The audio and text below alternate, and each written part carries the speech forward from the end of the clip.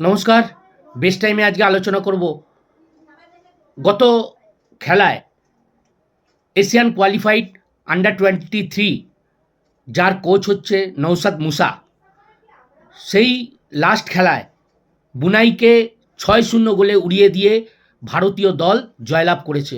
দুর্দান্ত পারফরমেন্স, মানে চিন্তা করা যায় না বিদেশি টিমের সঙ্গে এরকম একটা পারফরমেন্স ভাবাই যায় না। ৬টা গোল চিন্তা করতে পেরেছেন? অপোনেন্ট টিম দাঁড়াতেই পারিনি, সেই বুনাইকে ৬-০ গোলে পরাজিত করেছে। আর এই যে টিম, এই টিমটা নিয়ে আমাদের একটা ভবিষ্যৎবাণী। এই টিমটা কি অল ইন্ডিয়া ফুটবল ফেডারেশন সারা বছরের জন্য কোনো টুর্নামেন্ট খেলতে পারবে না, আগামী দিনের জন্য এদেরকে একদম পুরো সই করিয়ে রাখা, এদের যাবতীয় ডিমান্ড পূরণ করে এদেরকে ভারতীয় দলের হয়েই খালি খেলতে পারবে। ভারতীয় দল যদি অন্য কোনো টুর্নামেন্টে খেলে এরকমভাবে একটা সেট করা উচিত যে সিনিয়র টিমের পর এই টিমটা রেডি, এই টিমটা খেলতে পারবে।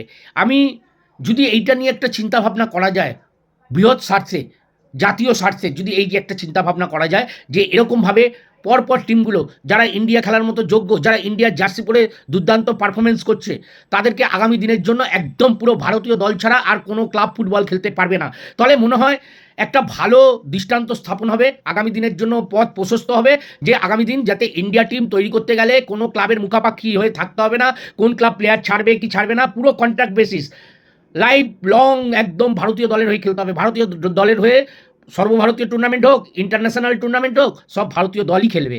এইভাবে যদি একটা চিন্তাভাবনা করা যায়, এটা আমার ব্যক্তিগত মতামত। এইটার থেকে আমি ভাবছি যে একটা টিম রেডি করা একটা কোচের জন্য কত মানে কষ্টদায়ক ব্যাপার। সেই টিমটাকে মোটিভেট করে, জাতীয়তাবোধ তাদের ভেতরে সঞ্চারিত করে, তাদেরকে খেলার মতো কন্ডিশনে নিয়ে আসা, তাদের ফিজিক্যাল ফিটনেস, তাদেরকে কোয়ালিটি, যে কোয়ালিটিটা আছে তার থেকে খেলতে খেলতে আরও কনফিডেন্স বাড়বে। কনফিডেন্স বাড়লে সে আরও বিল্ড আপ করবে খেলাটা, তার গেম সেন্স, গেম রিডিং, কোথায় পাস করতে হবে, কখন পাস করতে হবে, কখন শ্যুট করতে হবে, এগুলো আর তখন না মানে চোখের পলকে হয়ে যাবে। আর কোচের ইশারার সঙ্গে সঙ্গে বুঝতে পারবে যে কোচ কী চাইছে। এই যে কম্বিনেশনটা, এই কম্বিনেশনটার কথাই বলছি। এই কম্বিনেশনটা একদিনে গড়ে ওঠে না। কিন্তু আমরা ভারতীয় দল, সিনিয়র ভারতীয় দলে যেটা দেখলাম, খুব খালিদ জামিল অল্প দিনের মধ্যে যারা খালিদ জামিলের কোচিংয়ে খেলেছে তারা আলাদা কথা, কী চায় কোচ সেটা বুঝতে পারে। কিন্তু যারা কোনোদিন খেলেনি তারাও বুঝলো যে আমার কোচ কতটা ডিসিপ্লিন, কতটা ডেডিকেশন, কতটা কী খেলতে বলছে, কীভাবে গেমটাকে অবজার্ভ করতে হবে। এই জায়গাগুলো কিন্তু খুব টাফ ব্যাপার। খালিদ জামিল যেটা প্রমাণ করে দিল যে ভারতীয় দলের কোচদেরও যোগ্যতা আছে, তাদেরকে যোগ্যতা যে মাপকাঠি সেটা যদি বিচার করার জন্য যদি কোনো দায়িত্ব না দেওয়া হয়, তাহলে যোগ্যতা প্রমাণ করার জায়গা না থাকলে তাহলে যোগ্যতা প্রমাণ করা যায় না। আজকে আমার ভিডিওটা এখানেই শেষ করলাম। যদি আমার ভিডিওটা ভালো লাগে অবশ্যই লাইক করবেন, শেয়ার করবেন, কমেন্ট করবেন, আমাদের সঙ্গে থাকবেন। ধন্যবাদ, নমস্কার।